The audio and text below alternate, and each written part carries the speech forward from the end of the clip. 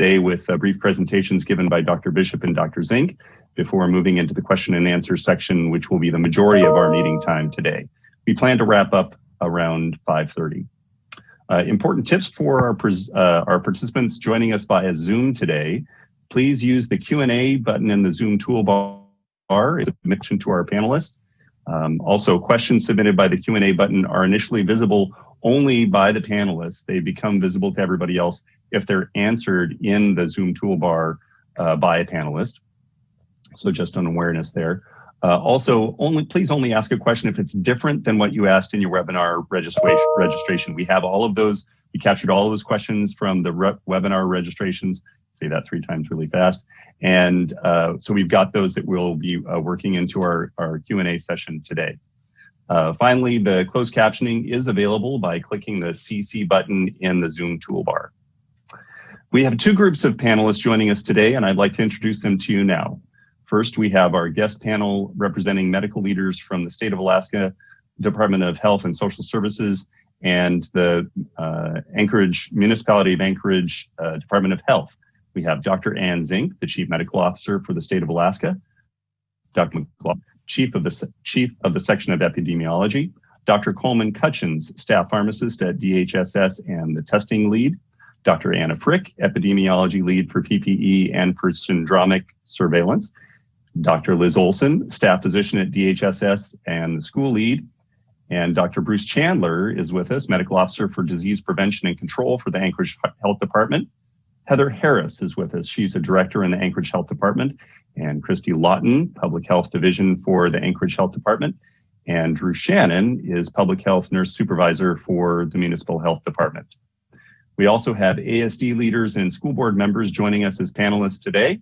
Welcome to Dr. Dina Bishop, ASD Superintendent, Elisa Vikalis, President of the Anchorage School Board, Dr. Mark Stock, Deputy Superintendent, Jim Anderson, Chief Financial Officer, Tom Roth.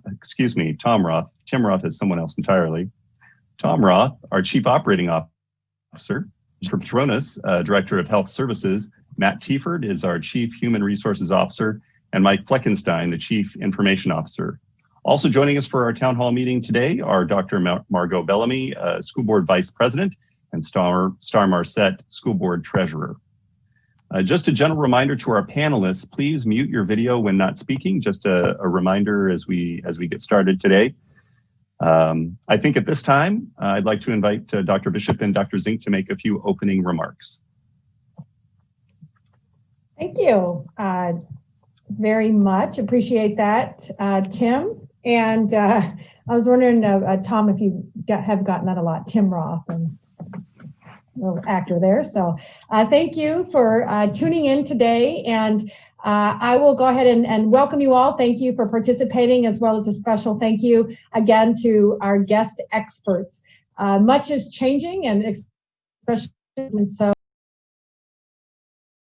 reorient us to the understanding about the community spread, as well as the decision making here in the Anchorage School District. Almost a month ago, we shared some information about orienting ourselves towards getting students back to school, using the best resources we have, not only from the Centers for Disease Control, but the American Academy of Pediatrics, as well as the World Health Organization.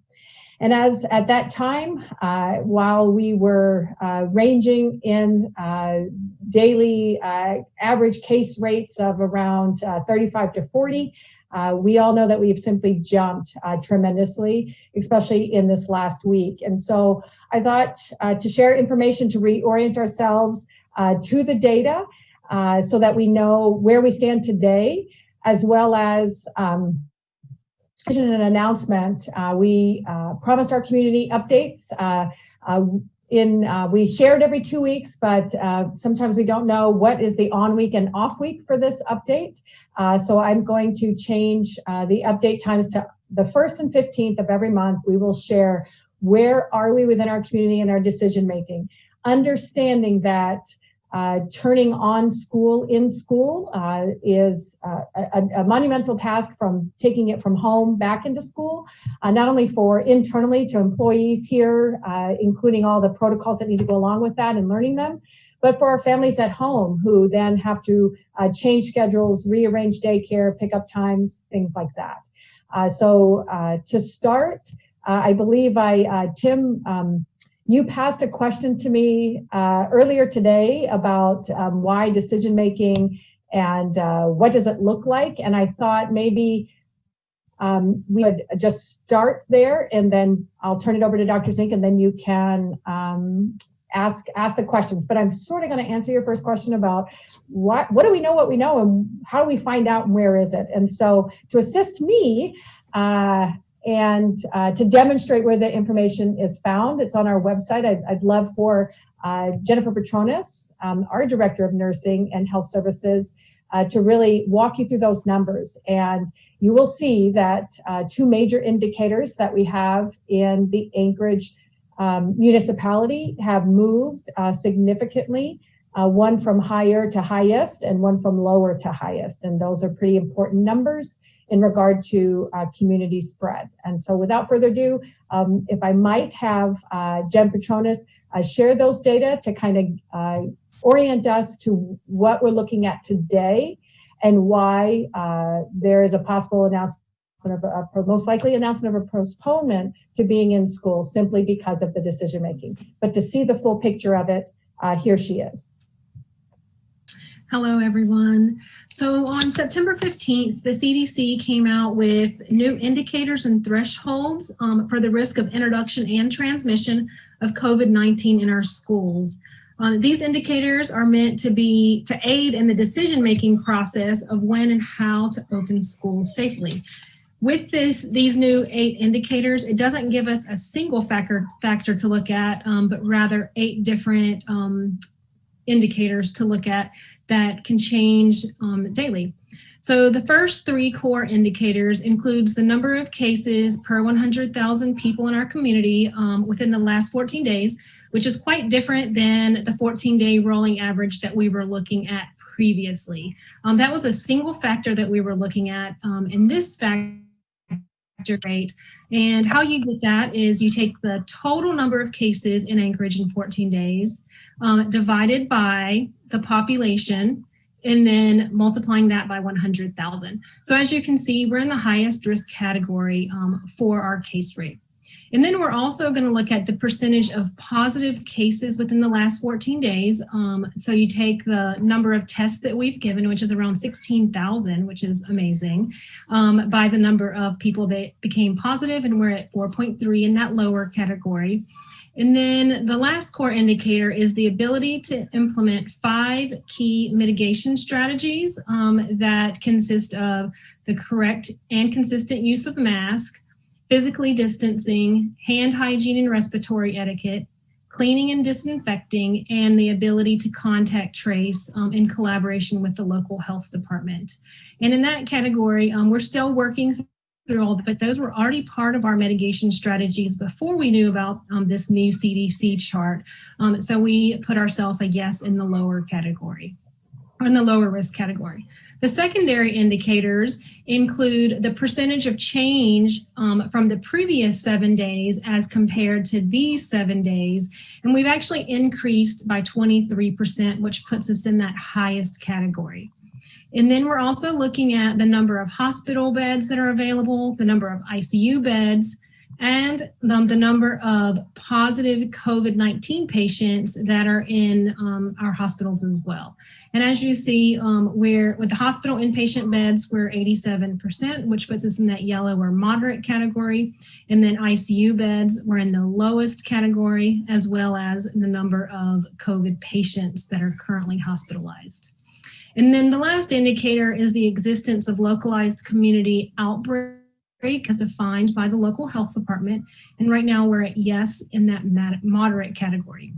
So with this new CDC chart, it doesn't give us just one single factor to look at, but rather a whole lot of factors to consider when making a decision on whether or not it's safe to open schools. So there isn't one number, but rather we have 8 different factors that we're looking at, and we're categorizing them according to the CDC from lowest to highest risk. And this is found on the public site of the ASD webpage. All right, thanks, Jen. And we'll continue to update those numbers and defining those indicators as well. I think we took the CDC chart and combined them so we don't have to transfer back and forth. But with that, just wanted to reorient us where we are today, which is very different than a month ago and even different than last week. With that, I'd like to turn it over to Dr. Zink. Thank you. Thanks, Dr. Bishop and Jen, for sharing those numbers. Appreciate everyone taking the time to be here. I remember Dr. Eastman, when he came up, part of HHS early on in this pandemic, he said, you know, don't forget, Dr. Zink, all the easy decisions have been made. It's only hard decisions from here on out. And that rings incredibly true today and many, many days that we see kind of these cases and the challenge with COVID in so many different ways. And so I really appreciate the parents, the kids, the family members, the teachers, those who support schools and the district leadership, as well as the muni leadership. We have a team of people on here. So Dr. Liz Olson helps to review all the school district plans. We at the state don't approve or disapprove of any plans. We are here to provide information and feedback and resources and share kind of what other states and other communities are doing. She stays up to date on what's happening in other states and other countries, as well as what's happening around our state as a whole, as well as the literature and science behind COVID and kiddos. Think about along those lines. And so it's always a huge resource and asset to have her on here. Anna Frick, who was mentioned before, syndromic surveillance, but she's also our PPE expert, as Tim mentioned previously. And so all the questions about what mask and what not mask and all those sorts of things, it's great to have her here. We're here to answer your questions. Coleman Cutchins, we call the testing czar. So he is the guy who helps to think about all those problems and also thinking about kind of treatment options, as well as he's a clinical pharmacist. Dr. Joe McLaughlin will be joining us a little bit later. He's on another situation right now that he's kind of helping to deal with as there's many parts moving around the state and will be in here. But really, as a state level, we really very much rely on the Anchorage Health Department and their partnership. And so really appreciate Dr. Bruce Chandler and their team for being on as well, because that contact tracing, the testing, all of that really has to be done in partnership, given all of their skills and expertise. You know, seeing these cases increase has been concerning over the past few days. We've kind of been bumbling along this kind of steady, but it started to kind of pick up here. It's been taxing our contact tracing ability within the state. We continue to try to push in front of that as quickly as possible. We are also seeing a large surge in the lower 48, so particularly in the Midwest right now. And what we've seen previously is when there's surges in the lower 48, it tends to roll over here and we see surges here. We're all connected in different ways, despite all these kind of checks and balances we try to put into the place. So North Dakota, South Dakota, Michigan, Minnesota are all having a pretty big surge in cases right now as well. And so are concerned about what that's going to look like in the next couple months and end up here. And as we move indoors. The thing I just wanted to end on quickly is the fact that the enemy here is the virus and not each other. And so I think so many times we focus on, are you going to close me? Are you going to open? Are we at the right distance? Are we the right type of mask? And how does this all fit together? They're all tools. But the reality is the science and data behind the virus gives us tools, and it's us against it. And so the more we work together to push these numbers down, keep people healthy, we don't want any kid getting sick. We don't want any teacher getting sick. But we also don't want people out of school. We don't want businesses closed. These are just tools and resources to be able to encourage communication, to encourage businesses to be open, to encourage kids to be in school and learning. And so we are here to provide those tools and resources so that we can all fight against this virus together. And we're continuing to work with all sorts of other industry partners. I was just on a call with the hospitality industry in Anchorage, being like, what else can we do to minimize those cases? We are all in pushing these cases down together and finding ways to change that graph that Jen just shared so that we can have healthy and fun school and education and keeping kids moving both in person as well as distance. So with that, we appreciate the opportunity to be here on this town hall again, and I'll turn it back over.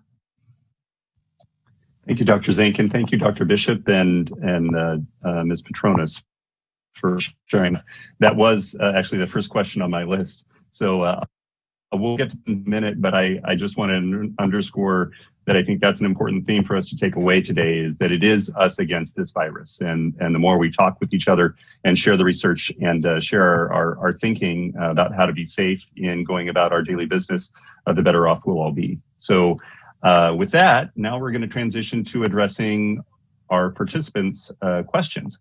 So questions posed by to our panelists today come from the questions submitted by participants at the time they registered for this session, as well as from the Q&A feature opened at the beginning of this session. It looks like we've got 54 comments or questions that have come in from the Q&A so far. With over 1,000 participants today, we won't be able to answer every question posed, but we're going to do our best to address as many of them as we possibly can. I don't think we're going to do a lightning round today, though, Dr. Zink, just to give you the heads up. I'm not sure we're going to do that for you at the end, but we're going to take you guys right up to probably 5:20 or so as we can possibly answer. All the questions asked in the Q&A, by the way, will be answered by district staff and the responses will be shared. So I just wanted to give everybody the heads up. If you don't hear your question asked, don't lose heart. We will get an answer to you publicly in some way, shape, or form. At this time, I'll invite Dr. Zink, Board President Michaelis, and Dr. Bishop to share any, excuse me, I'm sorry, I'm getting a little bit ahead of myself. I'm going to jump into my second question here. So my second question is kind of related to the first one. And the first one, Dr. Bishop, you already kind of took, was about how we go about making our decision about whether to open or not. And so we see we have a new tool that is more comprehensive, looking at community health and the situation with COVID-19. But how do we make the decision, and when will we actually have a definitive that we're going to be opening on October 19th?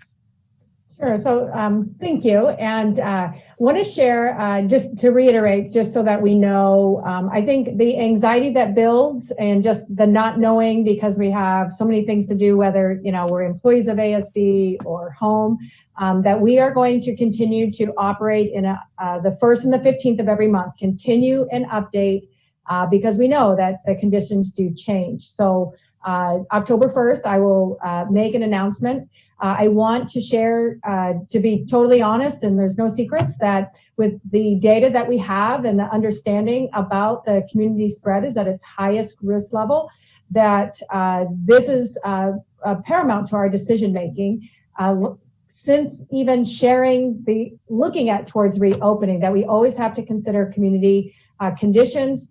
And given that even the 7-day average or that 7-day count was decreasing and was in the green and getting there, it has not. It really has a trend of actually increasing. And so I look to announce a pushback and postponement of our transition at first quarter to second quarter. I don't have a date out in the future yet, but I will update tomorrow or October 1st, and then follow up on the 15th. With as much information and as much understanding and knowing of this is, what we look to and why we make our decisions. Again, it isn't, and I did have a discussion with other government agencies in Anchorage and about how do you make your decision, and when we were discussing, and interesting, there isn't a magic number like we would like. It really is that understanding of sitting down and understanding the virus, understanding our capacity to mitigate the virus and what we would be against, and our preparation and our training, as well as, again, the greater community and what's happening there. And so it's a collective decision making. The CDC guidelines about how they ask you to look at this in a scientific and practical way are on the website to view. We've updated that so that anyone can look at it. But again, we'll talk about on the 1st. And even while we may not be able to open up school-wide, we presently do have a reading program going on, small group instruction going on in our schools, and we look to build capacity in that for our most at-risk or most underserved populations, and we will continue to do so to plan for that and to expand that program. So that has started in our schools and has been successful, and so we're looking at that as a model that we can grow in other schools. Again, it's not school-wide students in, but it is serving our students. So look to really update our community on that, because we have many families that are participating in those programs and appreciate their students being served. And again, they will be expanded as that capacity grows. I hope that answers the question. Great. Okay, thank you. The next question, I'm going to turn to Dr. Zink and ask, what statistics and studies do we have from other places that have opened their schools recently? And what does that tell us in considering our own? Yeah, so great. So I will start on that, and then I'm going to hand it over to Dr. Olson because she's also been looking closely at that data. A couple different things, again, this virus, we didn't even know of its existence a year ago. So we are still learning things about it on a regular basis. We initially were really testing people who were the sickest. And so that was people who were older, and that was people who were being hospitalized, and kids in general were not in school. And so a lot of our initial data, we don't have any evidence of in school, out of school kids and what that looks like. There's data that we look at to look at transmission rate between different age groups and what that looks like for home. There was a big study out of South Korea that we look at pretty extensively regarding that. We look at some schools that have been in place and not in place. And so Dr. Olson did a great summary of looking across the world at when they open schools. Interestingly, some schools choose to open up older kids because they can socially distance better. Some open up younger kids because the in-person learning is so much more important at that younger age. And so we see a variety of different approaches. Just as Dr. Bishop mentioned, there's no one magic number or easy answer. There's no playbook for COVID that we could all just follow and follow along. So we are all having to learn about this data and science as quickly as we possibly can. And having a two-way dialogue, I think, is really important about what's important to a community. What do we know about the data and science? And how do we as a community want to choose to move forward regarding that? We didn't get a lot of data out of Sweden. And now we have numerous schools that are open in the United States. There's no other country that's kind of open with as many cases, although the European Union is quickly catching up to us with many schools in session right now. And so we are seeing a lot of cases coming out of the European Union with kids in school with very different approaches country to country on how they approach it. I would say even more different than what we're seeing state to state in the United States as a whole. And so we're seeing some shutting down and some staying open and all sorts of different responses. Dr. Olson, do you want to share any more about what we know about the science and data of kids and transmission in school? I'm happy to share that. And yesterday there was a large report that finally came out with quite a bit of data from the United States. So this is a study that looked at 277,285 lab confirmed cases of COVID-19 in school-age children, and this is between March and September. And so, what they did is they looked at these, how many folks, where these cases were happening, what weeks they were peaking at, and then how our testing and how the severity has changed with time. And by severity, I really don't mean that the disease has gotten worse or better since March. I do mean that we're more able to test people since March, and so now we're able to find more of those mild cases. So we're seeing the sort of like relative severity of the illness in children go down, not because it's actually getting less severe, but because we are we're having more and more testing. Similarly, the positivity rate has gone down, and that's a reflection of quite a bit more testing available now in September than there was in March. Broadly speaking, the conclusions are, one of the conclusions that was interesting to me is that there were far more cases seen in adolescents than in younger children, but the degree to which this is a factor of adolescents being more likely to develop symptoms and get tested, or to be tested because they wanted to go do something and they needed to make sure that their runny nose wasn't COVID or something else, versus there actually being a lot more COVID in adolescents. I think that's something that we still don't have a perfect handle on from a data perspective. But things that we do see with this data is that COVID does affect children. It affects children of all ages and all races. And that unfortunately, while it's very rare, some children are quite severely affected. And then we saw a fairly big peak in kids reported cases in July, and it has about plateaued since then, but we're now, since this data has sort of come off, we're now seeing some of those cases rise again, particularly in places where kids are having more interaction. Very good, thank you. And I know that the information is going to continue to come as we all have more experience with COVID in our communities and our schools, and as the research continues. So we'll look forward to updates in the future. Thanks. Next question. The virus is airborne. How can we protect ourselves from the air in our buildings? Is this, do you have somebody on your team, Dr. Zink, that might start with this, and then we can pivot to someone at the district? Sure, yeah. So, we talk about this virus primarily being droplet spread rather than airborne. When we think of airborne, we think about diseases like measles, where one person can affect 15, and you got to really think about the room that you walk into. But there's clearly some degree of kind of short range airborne transmission where someone outside that 6 feet may be infected, and we've got studies with that. But we have on the call here who helps to do the PPE and talked about ventilation. Anna, would you mind commenting on that one? Yeah, sure. So we do think that masks will still provide some benefit for that because the air still has to move through the mask. This does, increase the importance of making sure that the masks that we choose fit us well and that they're worn over our noses and mouths so that, if you're wearing your mask down here, there's nothing filtering the air that's going up your nose and out of your nose. So it's very important that we choose masks that fit us well and that cover our faces. So that's one thing. We do think that face coverings will still probably provide some benefit in this situation. And that's supported by the fact that a lot of the studies that we've seen that have looked at the effect of masking on the population level have shown that it is protective. And that's despite the fact that that's been shown sort of throughout this pandemic. So even though we're now talking about aerosol more, that's what our data still says. This is also a space where we have to talk about, what we're doing with interior air and making sure that our interior air and ventilation systems support our health in this area. So that means making sure that our filters are in good condition, that we've thought about how air moves through the school and through the rooms, and that we have done our best to set that up for success. So there's lots of different ways that we can work on that.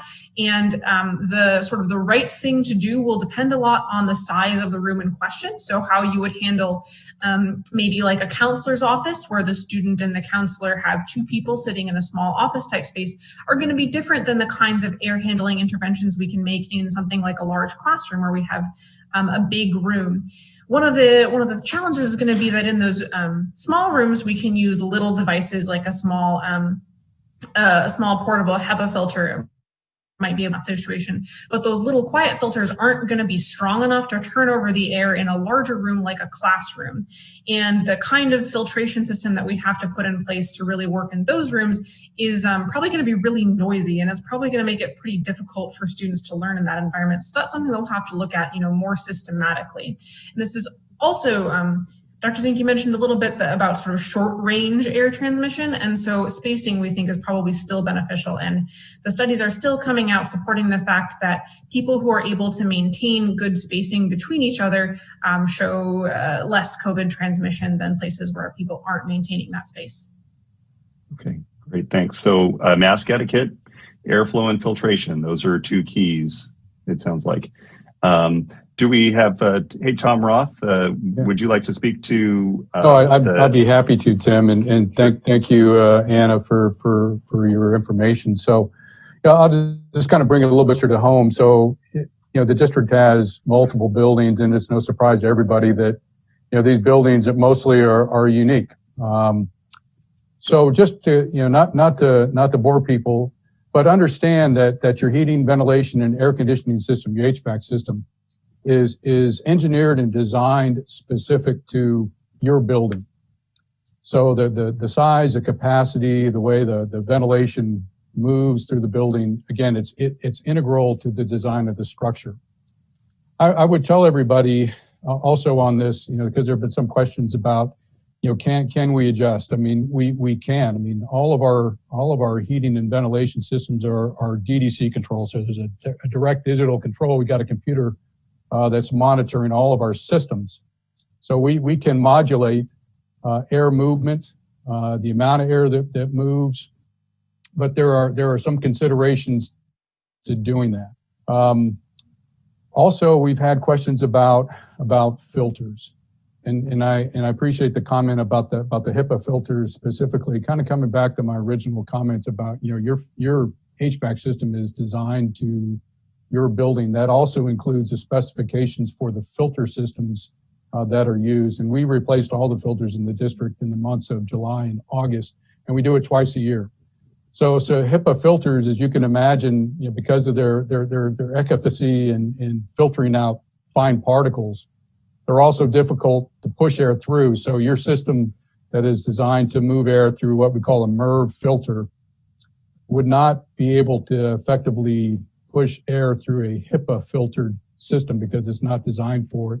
And that actually increases the risk that your heating system would break in those times when it's having to push the most heated air. The other piece that we've talked about is, what are things that we can do to increase air movement? We can, as an example, and should open doors to hallways from classrooms to increase some of that air movement. But I think we all realize that as temperatures get colder, that may not be feasible to open doors, to open windows, just because of the temperature implications of doing so. So I guess the message is, we are replacing the filters on a regular basis. If we have reason to think that there's a concern, that we can certainly come back in and accelerate that throughput of replacement. But if they break, we know about it immediately and we fix them. Great. Thanks, Tom. So to summarize, we have capacity, we have HVAC systems in place that turn over air regularly. We can adjust those to some degree, but the filtration that we have as part of our standard system is not to a HEPA level and or specification, and that's not really practical for us. But we do have ways to be able to improve the airflow and circulation in our buildings now. Right. So the filters that are in your HVAC systems now are optimized to the system. Great, thank you. Next question, how are you communicating to families with sick children? So I think maybe Jen Petronas, can you speak to maybe what we do in the district first, and then maybe we can check in with Dr. Zink? Absolutely. So ASD's new theme that we're adopting is keep ASD symptom free, meaning if your child or a staff member is sick, we're asking that you please do not come to school and to call your school nurse or call in absent. If your child does come to school sick, then what's probably going to happen is the teacher or the staff member is going to send the student to the school nurse, and then the school nurse is going to call home and ask you to come pick up your child. And then there's three options. Your child can stay home for 10 days and then return once they're 24 hours fever free and their symptoms are resolving. Or they can go see a doctor and get a doctor's note, be 24 hours fever free and have resolving symptoms. Or they can go and get a COVID negative test, be 24 hours fever free and have resolving symptoms before returning back to school. So the three options: 10 days, doctor's note, or a negative test before returning back. And that also includes staff members. So our theme, keep ASD symptom free. We don't want anyone that's sick coming to school.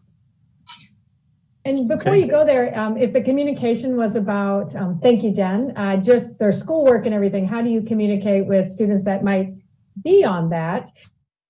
A part of the reason that we went to Canvas was that we could maneuver from online to in school, and whether if we happen to be in school at the time, and hopefully one of these days we'll get in there, if a student was home, all those assignments are loaded to Canvas. So we would have practice using the tools needed to keep connections to the academics. And I'm not sure if it was only a medical question, but the communication of schoolwork as well is well thought out with Kirsten Johnson, lead of secondary, and Dan Barker, lead of elementary. So if you have another question like that, we can certainly talk to that. Back to you guys. Sorry. Well, that was going to be a follow-up question that I had, was what we do for those students in terms of their learning opportunities when they do go home. They may be symptomatic, but maybe they're not sick enough not to do schoolwork at home. So what do we do for those kiddos? Sure. So Dr. Stock, will you take this one? I'd be happy to, Dr. Bishop. This is Mark Stock, Deputy Superintendent. So the question about what happens if a student is absent, it depends on the levels and the frequency of absences. So for example, if a COVID outbreak were sufficient enough that we literally, unfortunately, would have to say close a school, then at that point, simply remote learning and everything Dr. Bishop just shared kicks into play. Students and faculty and everyone are already used to the Canvas system and all their classes being loaded and everything being done remote. So in a case where a school itself would be shut down for a period of time, then the remote learning that we're familiar with now would simply kick in place like the next day because we would be remote. If an outbreak was small and let's say it was clustered to, say, a classroom. And we had found through contacting and tracing that it was pretty much contained to that through our cohort system. Then that class would stay home and classroom would go remote for that teacher. So remote instruction would continue in the format we have now. It gets a little more problematic if, say, there's 7 students in the school who are staying home with some form of an illness, in which case our current absentee systems would be in play, which is all the assignments, as Dr. Bishop mentioned, are loaded in Canvas, and students would try to keep up through those methods online. What would be slightly different is that the teacher would be still doing their face-to-face instruction and therefore would not be doing simultaneously live Zoom sessions with the other 7 students. So it would fall into the same category we have now. If a student misses 10 days right now with the flu, their assignments are given to them and they try to do their best to keep up until they can return. Very good. So the short answer is it depends. It depends on. That's kind of how I started. It depends. Right. That's great. Depends on the level of the outbreak, school, classroom, or individual student. But for individual students, we're going to treat them like we would any other illness that they might have that they need to be out for and provide work for them.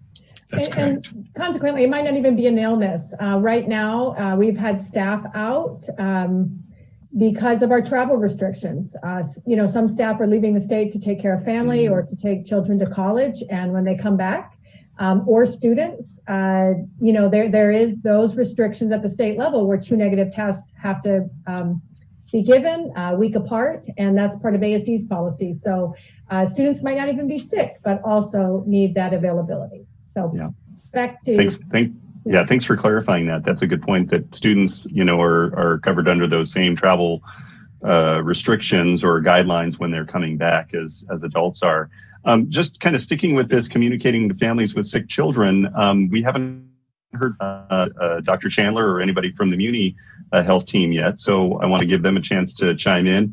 Is there something you guys would like to speak to with regard to communicating with families with sick children? I'm thinking sick specifically with COVID-19. I'll just say when the state enters a positive case into their database and reports it to us, some public health person is going to interview the case or the parents and gather information on where that person has been and where they may have been infected and who they've been in contact with and who they may have shared the virus with. We don't have full capacity at the health department to do all those cases, and we're often very tied up with outbreaks in different residential facilities and assisted living facilities, trying to get those keep those from getting worse. So often those cases end up being distributed to the contact tracers anywhere throughout Alaska that are part of the state's COVID tracking team that are working on all these cases. Okay. But someone hopefully is going to contact the parents and explain the recommendations on what to watch for, what symptoms are worrisome, what to do if they notice something that worries them, and also the recommendations that you're likely infectious for 10 days after you started to get sick and need to not share the virus with other people. So that's a really, thank you, Dr. Chandler. That's a really important point too that you're making, that, the contact tracers from the state will reach out and touch someone, right? To touch base with those that they have reported are COVID positive. And it's really important that when those contact tracers reach out, that people are willing to talk with them so that we really have a better idea of the spread of the illness too. So, okay, thank you. Is there anybody else from Dr. Chandler's team or the Community Health team that wants to speak to that?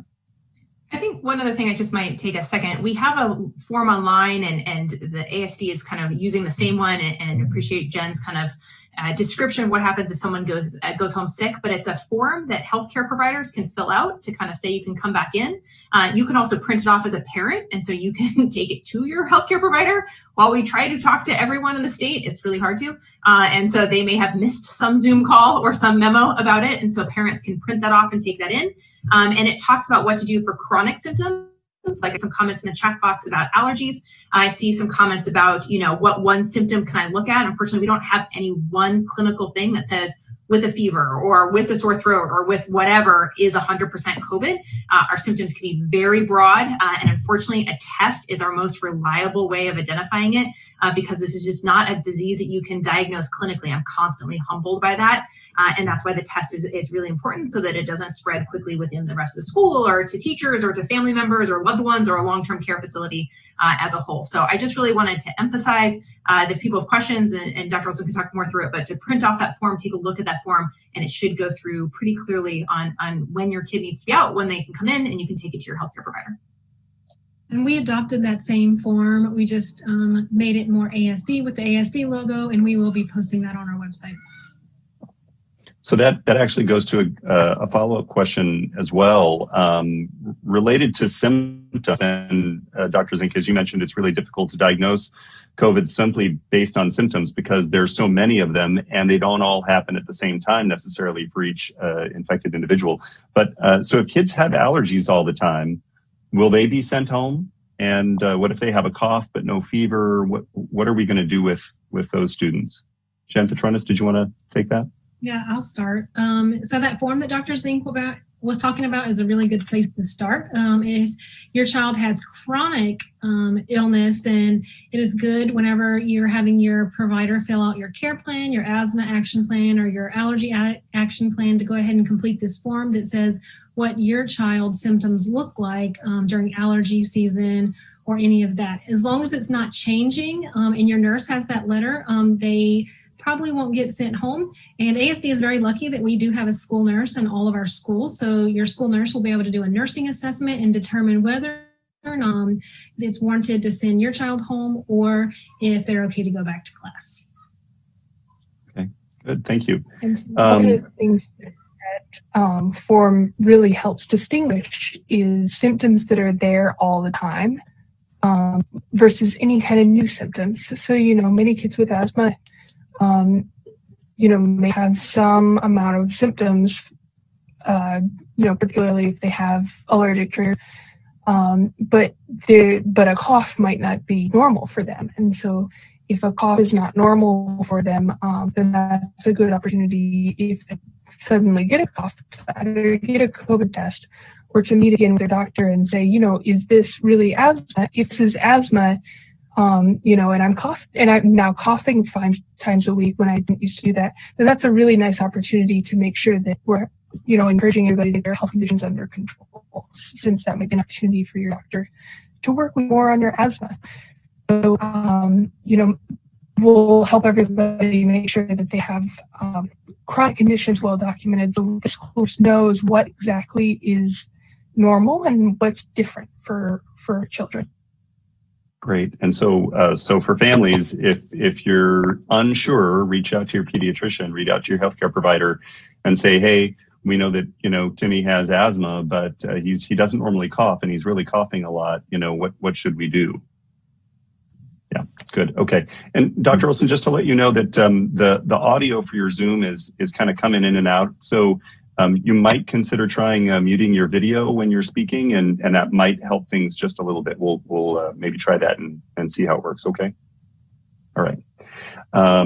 So the next question is, let's see.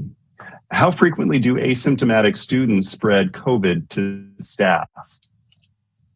This is a great question, and I will start off with Dr. Stock's answer from previously, and we don't know, and it depends. So as mentioned previously, you know, we don't have a lot of data from initially because kids weren't in school. We are still understanding the role of asymptomatic spread in many ways, and there's a study that just came out looking at the percent of the population that's been exposed to it. We estimate somewhere between 20 to 40% of people are asymptomatic. It's fascinating doing these contact investigations, and Dr. Chandler can probably comment on this as well. How many times, or Anna, how many times people are like, oh, I just thought it was my allergies. I'm surprised that it was COVID, or I just thought I had a runny nose. How could this be? And sometimes that's all they get, and then they totally get better, and sometimes they get sicker. And so it can be a variety of different things. And so when we think of asymptomatic, oftentimes it's kind of pre-symptomatic or very mildly symptomatic as well. When we looked at our data, about 80% of people that get tested in the state of Alaska symptomatic at some point. So either they got tested and they develop symptoms, or they develop symptoms later. Now, what percent of those are kids? We don't totally know either, right? So like we know that we haven't been testing kids as much. We were initially just testing sick kids for the most part.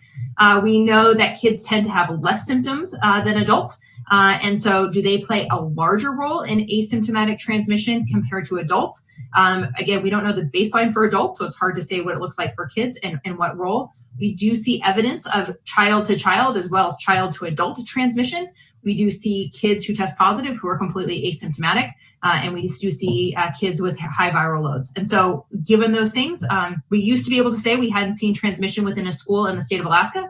Unfortunately, that's not the case anymore. So we have had transmission in a school case in the state of Alaska.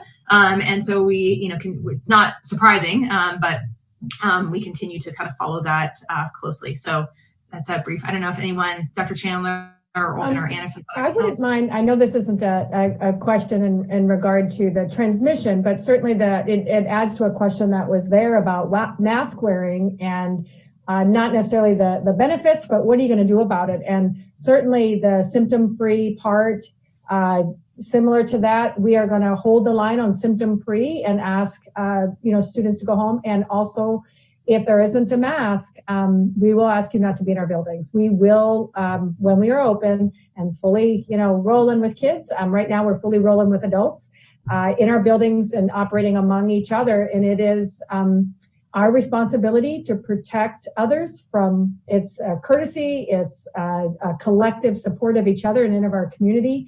And someone said the anti-mask thing, we were not going to just leave it up to another teacher or another principal. This is a district-wide effort, and we're very supportive of. We have other options for you if you feel you cannot wear a mask. Of course, there are other issues with some students and nurses, and if it's a medical thing, we'll get that involved. But if it's simply just I don't believe in masks, we will address it. So I just wanted to share that as that was a question in the box. Thank you, Dr. Bishop. Dr. Chandler, did you or anybody else want to continue on the previous question? Sure. I'll just say, despite all the clinical judgment of the esteemed medical providers in Anchorage, I think it's very difficult to say with absolute certainty that a person doesn't have COVID. So I think it's never wrong to consider doing the test. And I think in this day and age, the staff and teachers in a school might feel better if the child also had a negative test as well as their note from their doctor. And I strongly support the mask. I think in this day and age in Anchorage with widespread transmission, we all need to be wearing our masks all the time, no exceptions. And in school, out of school, wherever we are in public places. Very good, thank you. So is there any other current research, anything else that we haven't talked about with regard to children and COVID that might be helpful to share with our participants, our viewers right now? Dr. Chandler, since we've got you on the video right now, is there anything you can think of research-wise that we haven't discussed already? I know we've hit some key points. take me off video. Would you like me to pass the ball? It's clear that kids get COVID. Fortunately, very few of them get very sick, and very few of them die. But I think the big concern is not only for the kids who recover fine, but teachers and staff, we need to be extra careful to protect them, make it safe for them to be in the classroom. And I think you can do that, but this isn't a virus that's gone away and something we can forget about. We have to be very, very careful to make sure everybody in the school environment's safe. Agreed. Dr. Olson or Dr. Frick, do either of you want to speak to any other research regarding information about children and COVID? I think the main thing that, Dr. Chandler bringing up masks really made me think about is that, and this isn't unique to COVID, but with viruses, we generally think that the more viruses you get when you get exposed to it, the sicker you're likely to get. So wearing a mask is one of those ways that actually, increasingly we're seeing evidence that provides some protection to the wearer as well as anybody who's sick, providing protection to the other person. And so, us making sure that we're all wearing masks anytime we're around other people actually goes some way into making sure that if people do get the virus, they don't get. Gotcha. So, which leads me on to the next point, flu vaccinations. And I commend the school district for starting their drive-through flu clinics. And it was very well run on Saturday. And I had a painless shot and very quick. And I appreciate you doing it. And we do have another one on Wednesday. So Jen, would you mind just sharing how many we did and how many, again, tomorrow, those of you that didn't, tomorrow's Wednesday, those of you that didn't get it, we have a shot for you. Yeah, so tomorrow, actually on Saturday, our nurses, I love highlighting our nurses, they did 1,340 flu shots in a 12-hour time span. We started at 8 and we had a line already at 7 in the morning. We expect the same tomorrow. We're going to be there from 8 to 8. And overall, we've had about 6 flu clinics and we've already given 2,000 shots. So we're excited about that and we hope to just increase that. Excellent. All right. So here's another question then for Dr. Zink. What are the chances that the 2 tests requirement will be lifted by the state in coming days or weeks? Yeah, so I'm going to just assume that that's 2 tests regarding travel. So a couple different things to I'll just go to a couple different 2 test options. So there was another question in the chat box. Do you need 2 tests to come back to school? The answer is no. You just need 1 negative test and be symptom free to come back to school. So that's one aspect. So not 2 tests for coming back to school. There is a 2 test option for clearance by the CDC, no longer requiring isolation versus a symptom-based strategy. And so isolation is the time period when someone's positive for COVID that they need to be away from others because they're potentially contagious. And that is a minimum of 10 days from the onset of their symptoms or the time they tested positive. It needs to be at least 10 days, plus symptoms are rapidly resolving, plus be fever-free with no fever-reducing medication for at least 24 hours. And so the CDC definitely leans to a symptom-based rather than a test-based strategy to be cleared. And so in general, that's the recommendation we're using is a symptom-based strategy to be cleared to go back to school. But there is another test-based strategy to be cleared to school, to be cleared for whatever reason for not being infectious, and that is 2 tests separated by 24 hours. They're both negative. But in general, we're not using that strategy as much, partially because of the long story, but basically because you can get these bits of RNA for a long period of time, and we can't grow virus past 9 days, and so we use the clinical-based strategy. The other 2 test-based strategy, which I'm assuming this is about travel, and so there, the kind of 2 tests there are because of a couple different things. The test 72 hours prior to coming in or upon landing is essentially looking at your risk of exposure prior to your travel. And so you were, visiting family, you moved a college student in, you were taking care of your mom, whatever the reason may be, but you didn't pick it up during that time.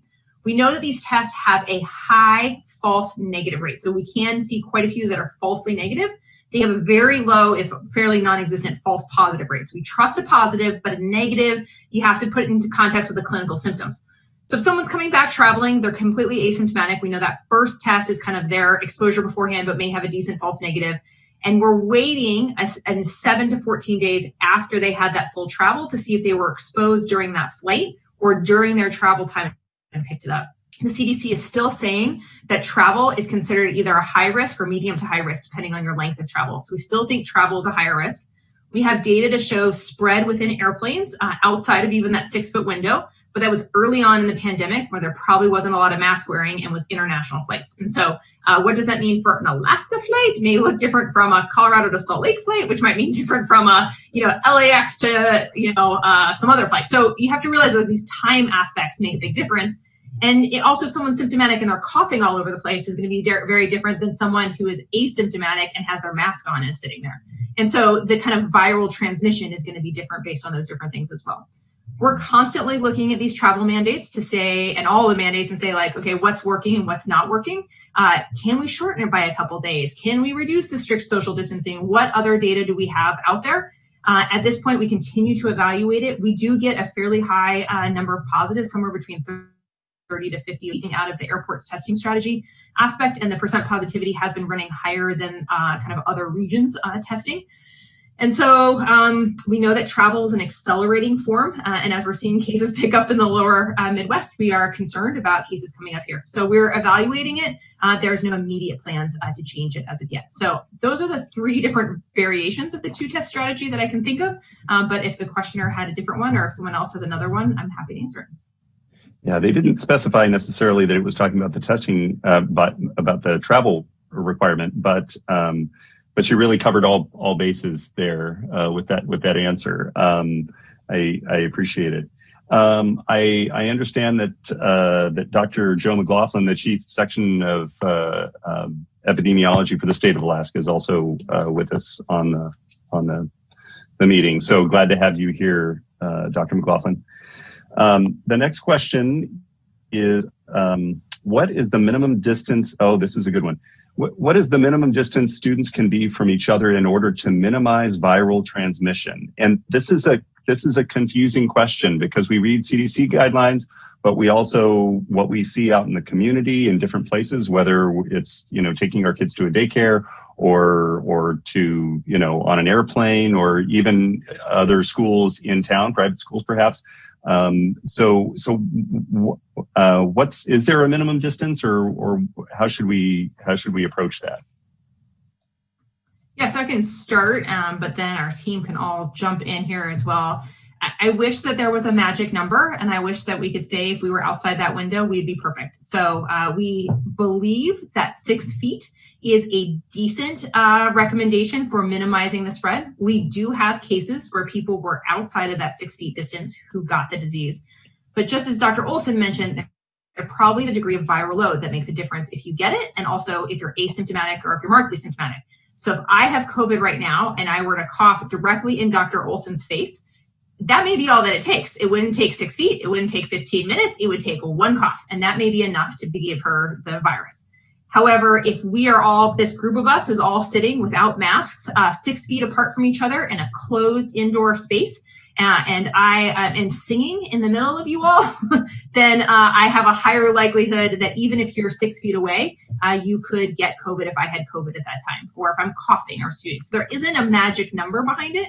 What we do is we are, using all sorts of different recommendations, looking at the science and data, and believe that in general, the 6 foot guidance is about where we see kind of a drop off in the disease transmission, but you have to put into account those other things: masks, barriers, ventilation. Dr. McLaughlin, you're on. I'll let you handle that one. What else do you want to add? I think you pretty much addressed it there, Dr. Zink. So what we know about the transmission of COVID-19 is that it's primarily through respiratory droplets, and it's primarily through the larger droplets probably. And these larger droplets typically fall to the ground in about 4 or 5 feet if you're talking or singing, things like that. There is a subset of patients who probably get infected beyond that 6 foot barrier because they're indoors with somebody who is shedding probably a lot of virus. We have a subset of the population that's infected, maybe about 20%, that we call super spreaders. So they've just got a lot of virus in their system. And so when they're talking, when they're singing, coughing, things like that, they can, release that the respiratory droplets into the air. And some of the smaller droplets can be transmitted through what we're calling short range airborne transmission. And that can occur beyond that 6-foot range. And this is something we talked about last week as well. So, but for the vast majority of patients, it's likely within that 6 feet. So 6 feet is still a good rule of thumb. I'm sorry, Yes. Dr. Bishop, go ahead. Oh, no, I was, and you can call me Dina. So this one is difficult because I was able to read in the 168 questions, just going through them, where one was like, how can you guarantee that my child will be 6 foot from other people? And the same thing is with, just so you know, like the difference that I know from my experience in being a middle school principal as well as elementary principal, we have a little bit more influence on younger kids, believe it or not. Even though older kids will understand to stay 6 feet apart, we have more influence on the younger ones to do so and to teach them. They're a little more, listen to their teacher. So, it is, I see the markings. We have them throughout our school. We have them throughout grocery stores. We have them in banks. There comes a time, we are never guaranteed that we are always 6 feet away from someone. I mean, I just don't know where that's happened where I've been in our community. We know that we're working towards that, and the best way, taking other stuff out of classrooms so that we can, that bookshelf that we loved and that reading center that we loved, we're just not going to operate with it this year. We're going to sort of put everybody, at the four corners. But, the question is, well, we shouldn't do this if we can't guarantee we should, and I just, even if I had 6 feet among all of my children in my class as a teacher, I'm not sure that I can guarantee that they would never go in each other's. And I know it's 14 minutes. That's how we contact trace. So then that's what you would want to know. But wow, that would be very difficult to do. And so that's where we struggle here in the school district, because we're following those things and aiming towards those things. But for instance, our buses, we have them now 1 to a seat facing forward, assigns, just different things, but certainly seat to seat is not 6 foot. And we wouldn't have enough buses in the fleet to do that, as we had probably our buses transport 24,000 students in a given day, to and then home. So I just struggle with this. Are there any words of wisdom of some other places that have just worked through those recommendations to be able to, and it doesn't mean we change the recommendation, that we change our efforts, but how do we talk about realistically what happens when we actually interact with others as a community of people? I think it's a really important point that you bring up, what do we do as a community of people? And I think that, we've talked since the very beginning of this pandemic about, this isn't, government mandates. This isn't about the mayor. This isn't about a district. This is about Alaskans choosing to keep each other safe and healthy together. And that takes all of us stepping into that space. And I, talk about contact tracing as a team sport. It's not all on Dr. Chandler's team to figure out all the contact tracing. If someone's positive, we encourage you to contact your contacts and say, hey, Jane, I'm sorry. We had dinner last night and I found out I'm positive. You need to quarantine.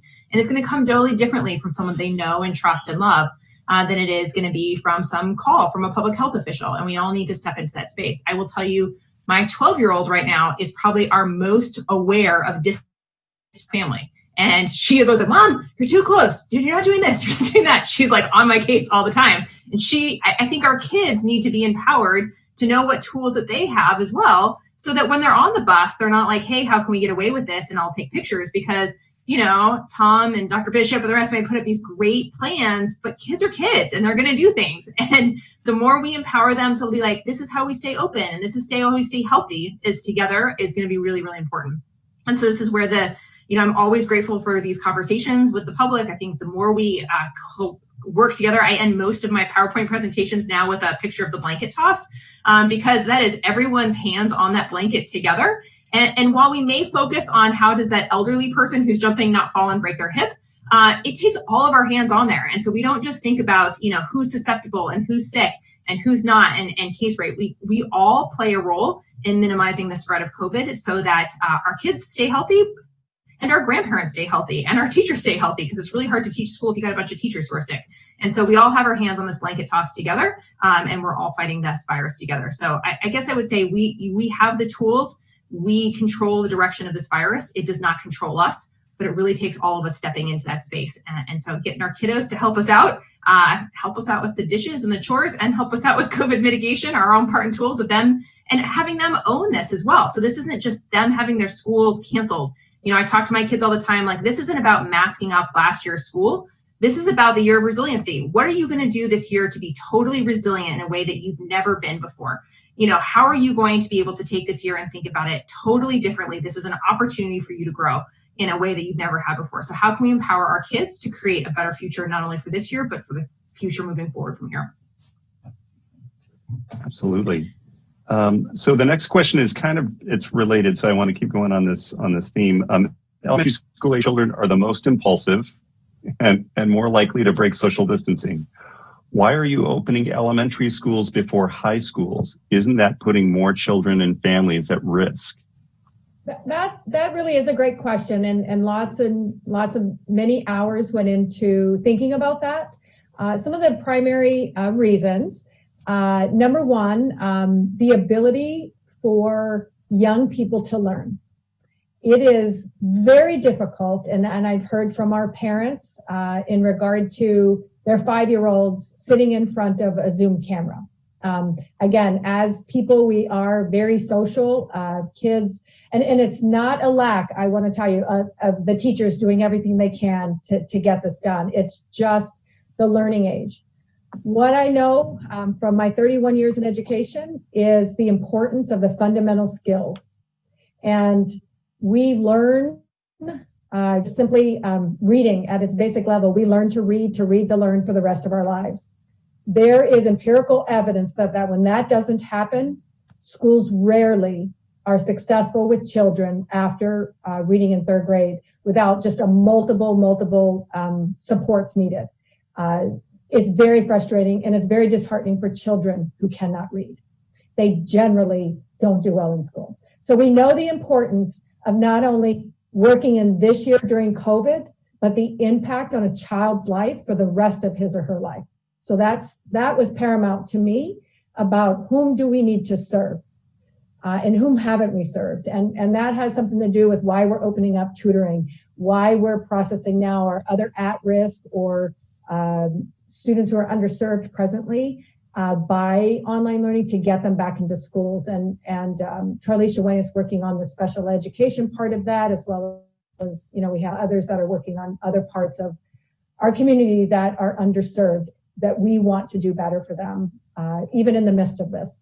The second thing was the under 10 and the experience, as Dr. Chandler said, of while and also Dr. Olson just shared that the older adolescents, they tend to have more rates than the younger, and then also the severity. Now more information is needed because of the testing and how that all fits out, but what the early evidence was that younger children don't experience it as much. And then finally, I had shared that similar to older kids like high school and then those in college, sometimes, and we're seeing this in after school activities, students that have, for us, a little bit more freedom and ability to drive and do things, they actually are intermittent outside of school. And so we know that's occurring with those sleepovers, with this and that, and they're gathering. And I think that is what's coming back to colleges as well, that colleges have a very big impact on their classes and their dorms, but so much of young people's interactions don't happen in those places, and they're meant not to. So for us, it was just a scale of evidence and weighing of, well, they'll listen more. They know what 3 feet or 6 feet or social distance is. We're going to have to work on these guys to teach them, but what's the balance and where do we believe our efforts will best be served? And truly, the decision was made not to, to be against one, to have the other, but in the capacity of our ability to phase in, which is something that we did learn from other school districts that said phase in. It's starting all at once was overwhelmed. So phasing in is appropriate. We decided to start with our youngest, our little babies, and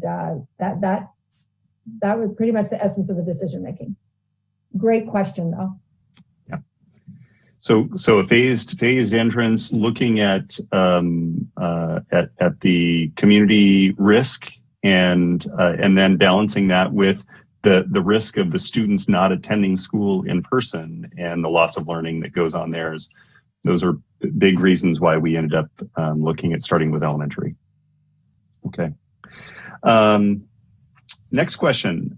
Will there be an option for Zoom classes if the kids go back to school? So I guess will there be an option for students to continue learning at home when we bring in-person learning back? Dina, do you want Mark Stock to question? Okay. Thank you, Dr. Bishop and Tim. So this is a very pressing question that a number of parents are asking in the last few weeks of school. And this is generally coming from a place where I would assume those parents are reasonably at least acceptable or satisfied a little bit with the current remote instruction. They've built a relationship with their current teacher. Their students are engaged in those Zoom daily, what we call synchronous live classes that are being taught, and they're being successful in doing their assignments. And they want to continue that because they don't want to return to school, but they don't want to do homeschool.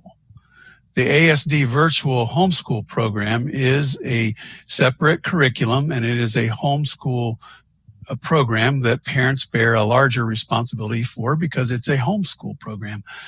The short answer is no. We don't have a capacity right now for the teachers to do both, teach all of their remote students remotely via Zoom and teach all of their classes face-to-face. Now, technology-wise, we don't have current capacity to have 2,000 teachers completely live streaming all their classes from their classroom and having students watching all those classes and having half of them at home and half at school. That is not an efficient nor effective use of the way we can do it. So we do not currently have that. Now, the exceptions to that are cases where I mentioned earlier where a classroom or a school might be shut down for a period of time and the whole class would be taught remotely like we are right now. But there is no long-term option for a parent and a child to continue to do the Zoom classes the way we do now, because those teachers are busy 5 days a week, 5.5 hours a day teaching live students. All right. So thank you, Dr. Stock, for that answer.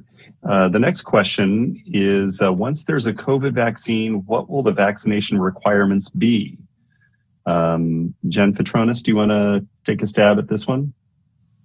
Yes. So ASD follows all state guidelines in regards to vaccinations. So whatever the state decides about the COVID vaccine, once that becomes available, we'll follow those guidelines. And from a state perspective, the governor's made it quite clear that there won't be a mandate regarding vaccination. And so there's no intention to mandate. I will also tell you that most of the vaccines are not being studied in children less than 18 right now, because those are the people who are not super affected by it. So unlike the flu vaccine, where we really prioritized kids and pregnant people because they were at such high risk, this vaccine is more being directed towards healthcare workers, frontline workers, as well as older. There may be a component of teachers as being kind of frontline workers who get prioritized, but not kiddos at this time. Okay, great. Thank you. Question with regard to, I think this one is for Dr. Zink. What's your advice for someone who lives with two high-risk individuals? Yeah, it's a great question in general.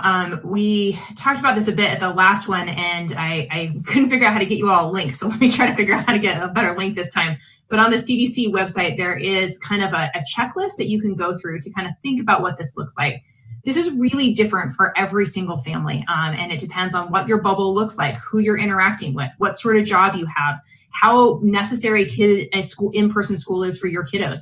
Again, like my two kids have really kind of different needs for who would be better in person or not, and certain activities are more important to them than others. And so what sort of risk we're willing to take or not. A good friend of mine who's a teacher is back at the Valley teaching, and her kids are back in school, but they decided to completely separate from her parents and not see them at all because they didn't want to expose her parents to the high risk environment. Not every family has that option. They live in separate houses, and so that was an option that they could have. And this is a really heart-wrenching decision, I think, for many, particularly those who live in multi-generational houses who cannot separate and then are also needing to work and don't have another option, and their kids really benefit from in-person school. And so we continue to see this kind of disparity throughout COVID in the way that this is being addressed. And so we continue to try to find resources and ways to support families. But unfortunately, this is kind of a larger system issue that isn't changed overnight. But I would encourage anyone who is really struggling with this decision to look at the CDC guidance on, is going in-person school right for me? I found it very useful to kind of go through a checkbox and be like, yes, no, and it kind of helps to go through. It doesn't give you a perfect answer. And since I have the mic for 1 second, there's been a bunch of questions in the chat box about like, well, how do we trust the CDC? And how do we know that this is real? And what does this look like? And I guess I just want to, emphasize that the team that you see here, all of us are Alaskans, live in Alaska. Well, many of us know each other and know many of the people on the call here today. Our team looks at the data primarily. We also look at the recommendations that come out. We look at the references on where those recommendations come out and say, help us to understand this. I think, unfortunately, in the mass media, there has been more hype about the differences of CDC or politicization than actually the reality of them. So, we'll get calls like, how come the CDC changed this or that? And when you look at the wording change, they're very subtle wording changes and actually don't represent a gigantic change, but it comes across in the mass media as this was a gigantic change. Dr. Jay Butler was my predecessor, amazing gentleman. Many of you know him. He works at the CDC as the Deputy Director of Infectious Disease. He's fantastic, and we have a chance to check with him all the time and say, hey, help me understand this. What does this look like? What doesn't this look like? How is this going to work in Alaska or not? And so I just really want to reassure Alaskans to say that we're here with you. This is our families too. This is our lives too. This is our kiddos too. And we're trying to figure this out right with you and trying to share the most honest and upfront data and science that we possibly can. We also really encourage a two-way conversation because we want science and data to change, because that means we're learning and we're improving and we are constantly learning new things. If we stayed where we were at 6 months ago or even a year ago, we wouldn't even know this virus existed. And so think about how much we've learned and how far we've come together. And when I think about the hope of where we're at, it's seeing the scientific community come together. And so while there's this like noisy layer, I kind of think that like water, it's like this wind on the surface of the water. There's a lot of noise. There's this big ocean of people working very collaboratively together to promote the health and well-being. And a lot of that is reflected in amazing work that the CDC is doing, and really respect what they're doing and put that out there. So anyway, there was a lot of questions in the chat box about that. So thank you. Thank you for monitoring that and for answering some of those questions. I appreciate that. We're fortunate, as Dr. Mark Stock mentioned earlier, then when people do have to make the difficult decision about whether or not to send their kids to school, when we eventually get to in-person learning again, if they don't feel like they can send their child to school safely for whatever reason, because maybe they have high-risk family members at home, we do have the ASD virtual homeschool option, which is new this year. It's prior to spinning this up, we would not have had another option. So we're fortunate to be able to have that as a district at least. Next question. We had a teacher with a positive test result in my school. Why did the temperature screen not catch the positive case? I wish that we had a perfect answer for any one of these. So we know that many people who develop COVID never develop a fever, or if they develop it later in their disease course. As mentioned previously, some people are completely asymptomatic. Your viral load is highest a few days before you become symptomatic and then a few days after your first symptoms begin. So it's not uncommon at all for someone to have a high viral load, be able to spread it to others and not have any symptom.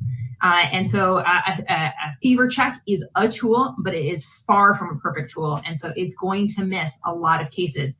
And it's really important that we don't rely on any one thing to say this is COVID or not COVID, but we rely on a series of tools together. And even with those tools, we do additional measures like our masks and our distance and washing hands to minimize the spread in case any one of those tools fails.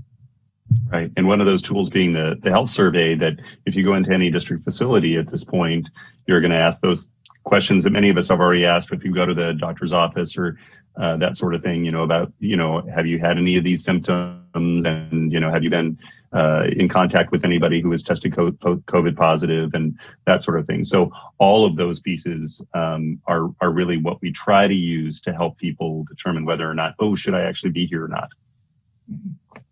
Okay. Next question. Why is it important for families to report if there is a positive case within their family? I'll start with that one, and then somebody from the Muni can probably jump in. But it's very important that families and staff be extremely honest when it comes to COVID testing and their results, because the sooner that we know, the sooner that we can notify those close contacts and go ahead and get them in quarantine and make sure they get tested in their testing window. Right now, ASD is getting notified about 2 to 3 days before the Muni is being notified of the test results from the state.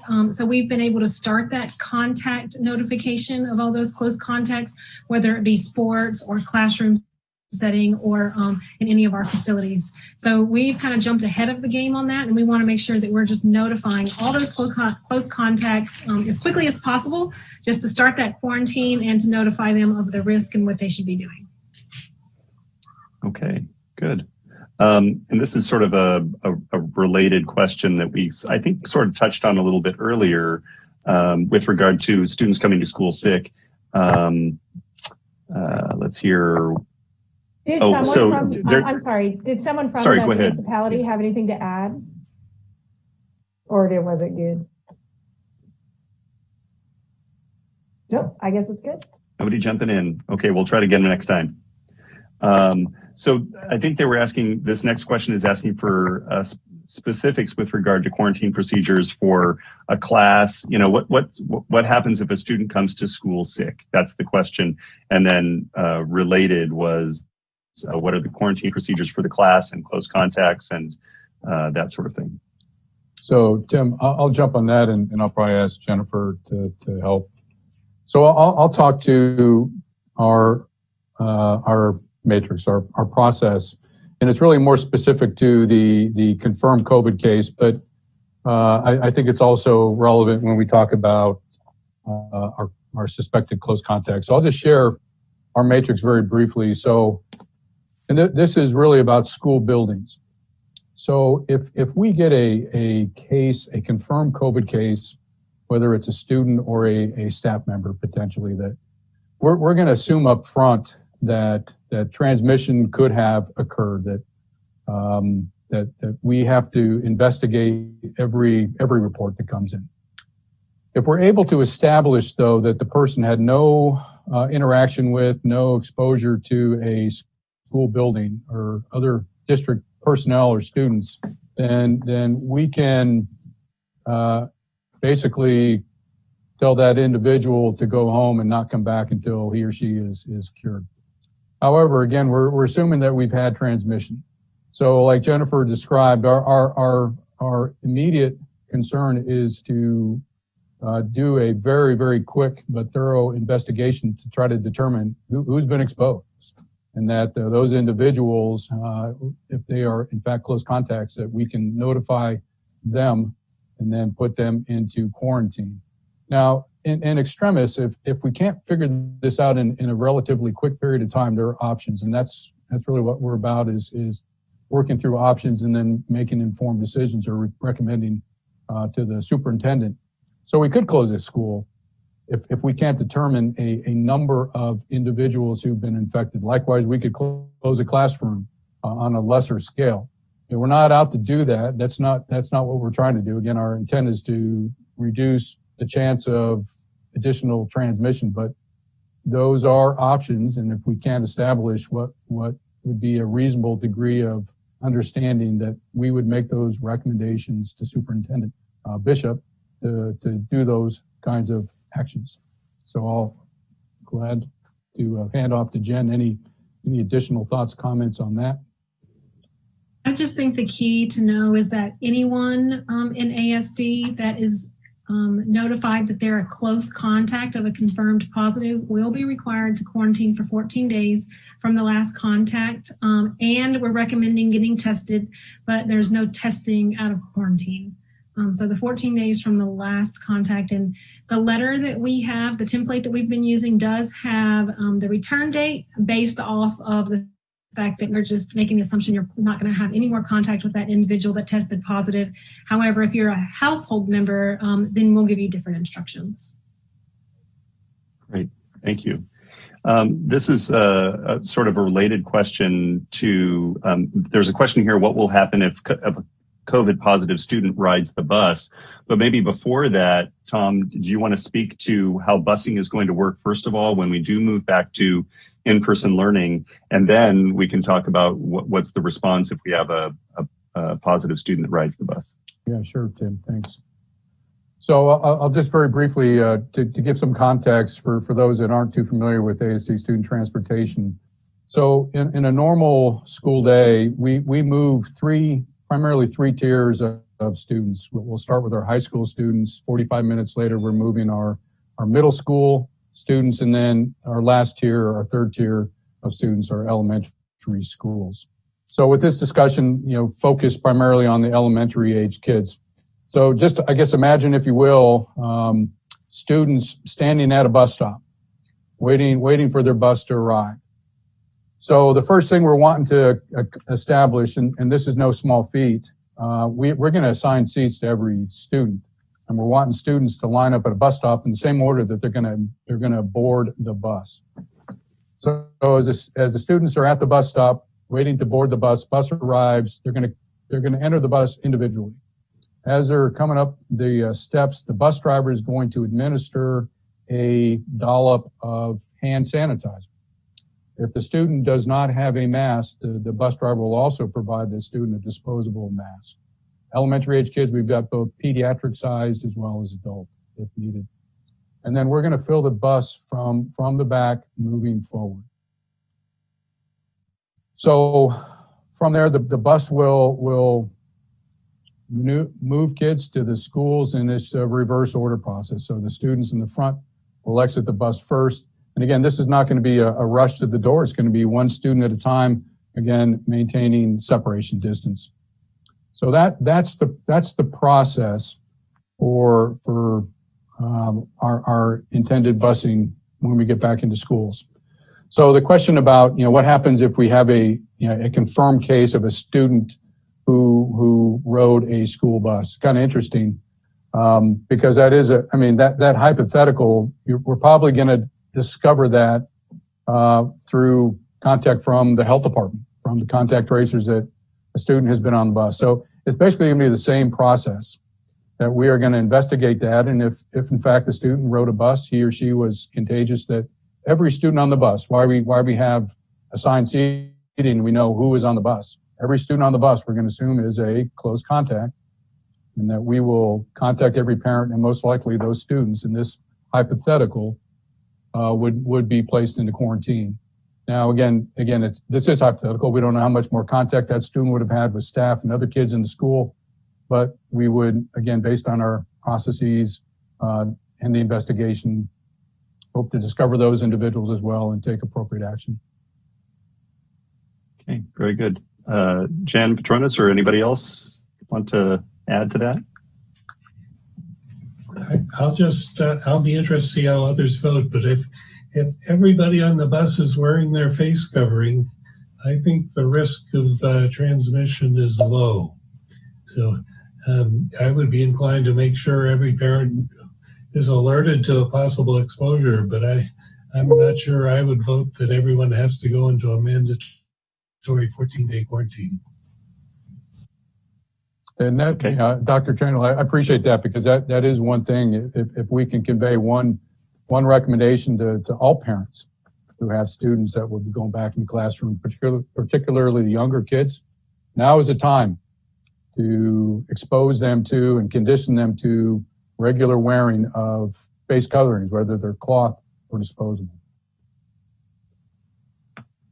Yeah, echo that. And I would say that this is a lot of what Dr. Olson does looking at a lot of the different schools. I mean, our goal is to minimize the impact of COVID on so many people's lives. And that's, the long-term side effects, that's sick people, that's, people who are older, but that's also, schools closed or buses or who else is being quarantined. It's impressively complicated how kids move throughout their day between football practice and buses and all the other kind of complicating aspects to be able to move through there. And so we really try to look at what that exposure looks like, who was wearing a mask, who wasn't, ventilation, all these other things to try to for it. And that's where I really appreciate the partnership in looking through ways that have been happening. And I think that there's a lot of learning from other schools that we continue to share. And there's been learning from sports already within the Anchorage School District that we're sharing with others to be able to move forward. But I think the more that we can encourage our kids to have those masks and have ones that fit them well and they're comfortable with, just as Anna mentioned, because they're all different and they wear different ones and they feel different, and making sure that that's working for you is an important time to do it now. So talking about what we recommend for parents and communicating those to them. Dina, did you want to speak to the communication campaign that the district is going to be embarking on to help educate parents on our recommendations and how we're doing in-person school when we get there? Sure. So again, we'll October 1st, we're going to update the community, but again, just sharing full transparency. You can look on our website. We are definitely in the highest categories, and there isn't, I don't think, any of our medical experts that would say, I think you should go back to school. So where that was very different last week and 3 weeks ago, where we believed all of the mitigation coupled with the training and planning that we could do that well. We're not so assured of that due to the community spread being continuing to increase, actually. So with that, we're going to communicate twice a month and updates, but also some of those training pieces, if you will. As we get closer, it's really important to what we expect kids to do that we practice. And so it would be very difficult for a child who is young, or even a sixth grader who isn't so young, to not have had the experience of wearing a mask for long periods of time other than just going into a grocery store and out or something like that, to then be asked for 5.5 hours a day, please keep it on except for when you drink or have something to eat. Very similar to other circumstances where children have to travel. We've seen that on airplanes and other things, and I've read about that. And so what we'd like to do is we're going to begin to communicate our ASD is symptom-free, share what those symptoms are, that we will really what would happen if your child has a symptom, so that parents know ahead of time, kids know ahead of time, but as well send some social media. It seems like that's a good place for people they stay connected more so than they do with their school website or their district website. So try to utilize or the state COVID website, those short informational opportunities that we have, we're going to utilize and plan for if there, say, were, a certain amount of time prior to going back to ask, did you practice for 15 minutes today in your home while you did home practice? Or maybe they're going to practice wearing their mask while they're on their Zoom with their teacher. And then we're going to build that capacity to be able to have that muscle memory, if you will, to do something that we've never expected that we could do. Myself, back when we came back to the building in June, you had to wear a mask. It was awkward. It was weird. It was odd. I don't even think about it anymore. I have my masks everywhere. I put them on. I have some favorites, because I wear glasses. They fog up. I've learned some tricks. So we want to work with our families, and our teachers are especially going to need the support to not be the first person to have an expectation in regard to mask wearing, that we would love for our families to have that expectation, build muscle around the students' understanding for longer periods of time. So we grow on that. Very similar to how we start making bedtime earlier and earlier in the summer to wake up earlier and earlier for school. We start to really put parameters around our routines at home when we have to do something else. So we would just ask for more parameters at home to build that capacity. And we're going to help you with different trainings, as well as Dr. Zink and her team had suggested making training videos for explaining what quarantine is as compared to isolation.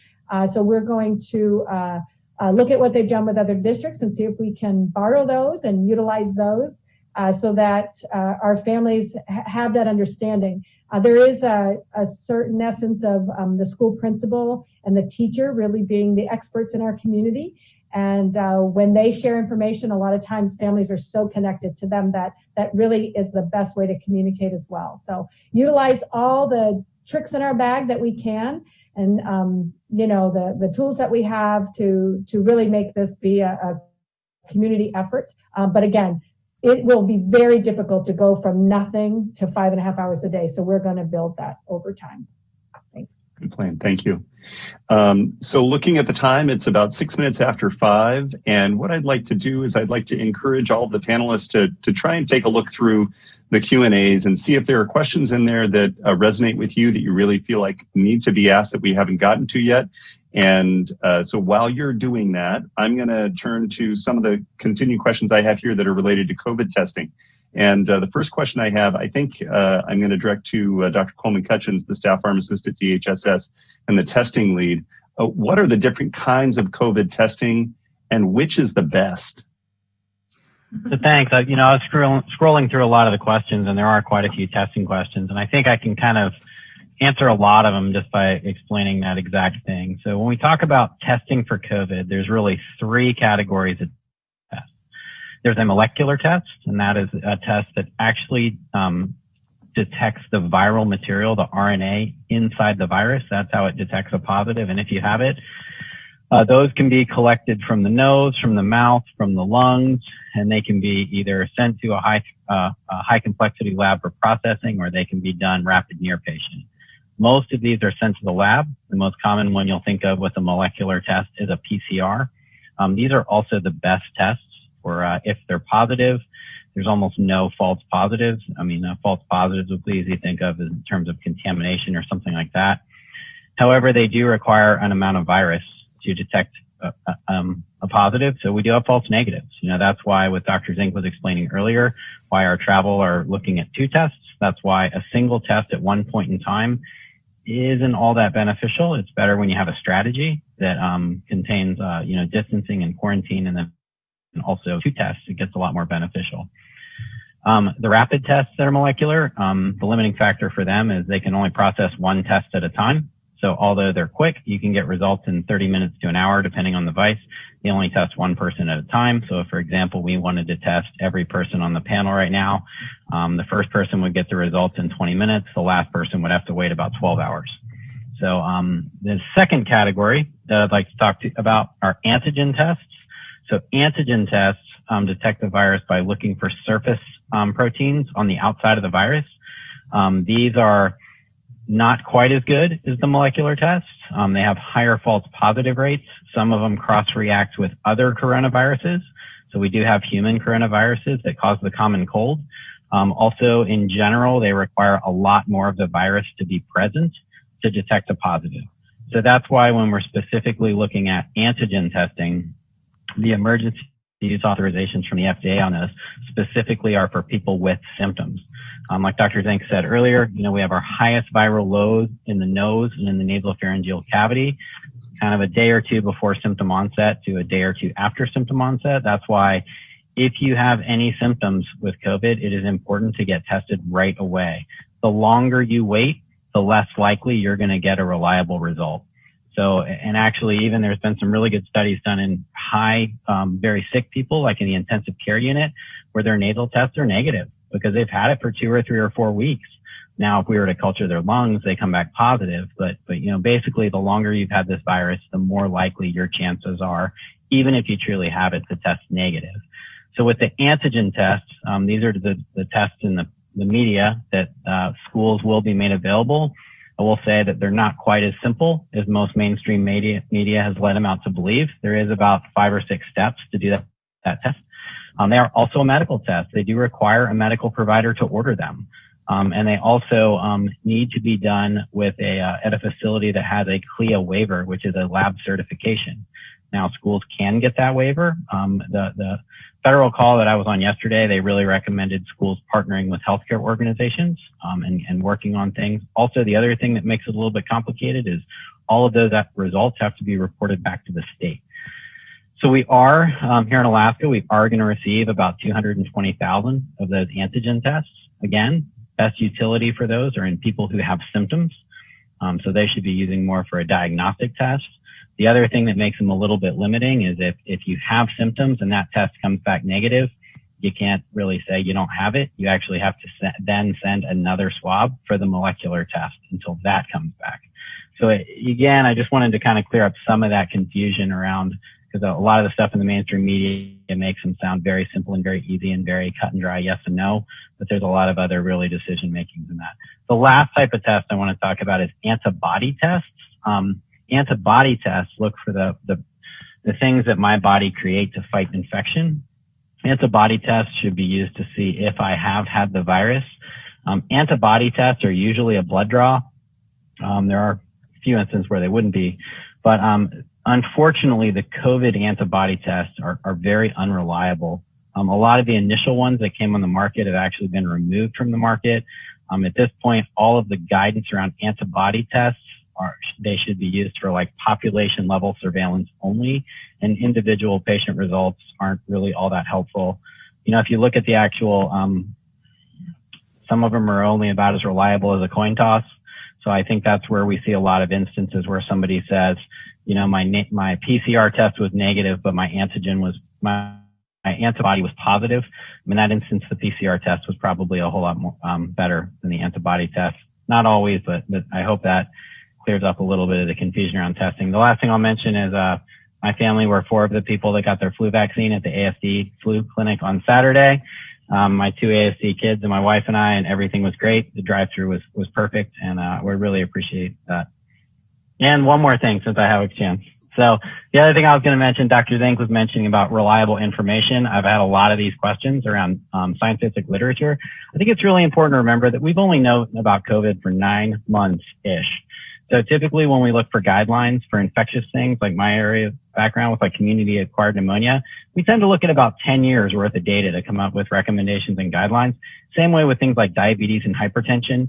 And I will even add to that, even every 10 years, they can be a little bit controversial. So I think just take into consideration that when CDC and FDA change a position now with COVID, it's only because we had to make a decision pretty quick, and now we're learning more. That's all I have. Great. Thank you, Dr. Cutchins. It's good to have you on earlier in the meeting this time. Not much earlier, but a little bit earlier. Okay, so of those 3, the first 2 are the ones to look out for. PCR tests, the molecular test is the best. So knowing that, my question then would be maybe for Jen Petronas, what's the district's plan for COVID testing? Do we have a plan for COVID testing, and what might it be? Thank you. So our nurse leadership team, we have a wonderful group of leaders, 5 nurses that have been looking into different vendors and different types of testing that we could potentially offer at our schools. They have it narrowed down to a couple of different choices, one that Dr. Chandler had recommended. And right now we're just working through the vendor process to see what we may need, what type of training is required with those different testing options. And then once we narrow it down to one, we'll move forward. But we are hoping to offer a type of rapid test in our schools. We just haven't picked it down to one yet, but we will. Okay, so potential rapid testing coming to a school near you soon. All right. We will stay tuned for that. The next question is, will students get screened when entering buildings like the adults? I'll take that one as well. The CDC does not recommend universal screening of children in schools for a couple of different reasons. And the biggest reason is that, just like Dr. Zink had talked about earlier with the temperature, that not every time will the temperature screening or the health screening pick up every single kid that may be potentially positive. However, we are encouraging and requiring parents to do a home screening of their children, because they are really the best to know what their child's baseline is. Is this something that's abnormal for them? Is this normally, what their cough looks like, or their runny nose? Are they sick? The parents are really the best indicator of that. So we are not going to require universal screening of our students once they return, but we are requiring that parents do a screening on their children before coming into our buildings. Okay, good to know. Thank you. I've got one more question, and then I'm going to ask our panelists to see if there's a question in the Q&A that they would like to ask and answer, or maybe you want to ask a question that one of your colleagues would like to answer. So the next question is, once my child is back in the classroom, how is she or he going to get the help needed to be brought up to the standards of the class? So as an instructional question, I think, Dr. Stock, are you still with us? I am still with you. Yeah. So the short answer to that is we have some diagnostics that we've used called the iReady test, which tries to get a look at where the student's currently performing in language and math. And so there'll be some efforts to deal with that. I guess I want to point out that depending on the length of the absence, remember, students have been out of face-to-face instruction since March. And so even when we get back to school, there are gaps in learning that are going to have to be plugged, and they're going to have to be plugged over time. So I want our community to understand that when we do remedial work, we're talking about the next 18 months to 2 years. We're talking about summer programming. We're talking about the after-school tutoring that Dr. Bishop has already authorized and pushed us to get started. Those are all pieces of it.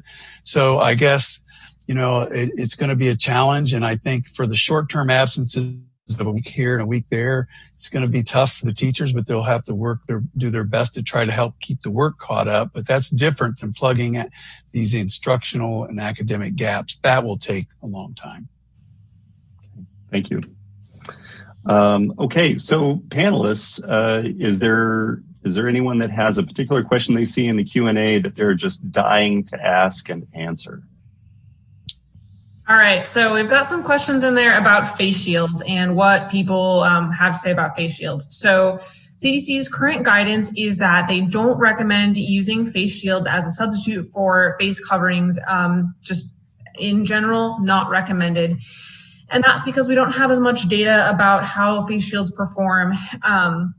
So that's currently not the recommendation. They do note, however, that in some situations, a face shield is probably a better alternative. So I've been talking a little bit with your speech and language pathology group about how we can make sure that they have something that covers their face to provide some source control, but they can also still help kids by seeing they have to be able to see their faces and see how their mouths are moving. So in some situations, those will work better. And of course, those are for people who are working with kids and people who are deaf or hard of hearing, using face shields or using masks that have a clear window over your mouth is very important so that those people can see your face and so that they can lip read if that's a skill that they have. So in those situations, things are a little different. As a blanket recommendation, though, face shields, not as recommended.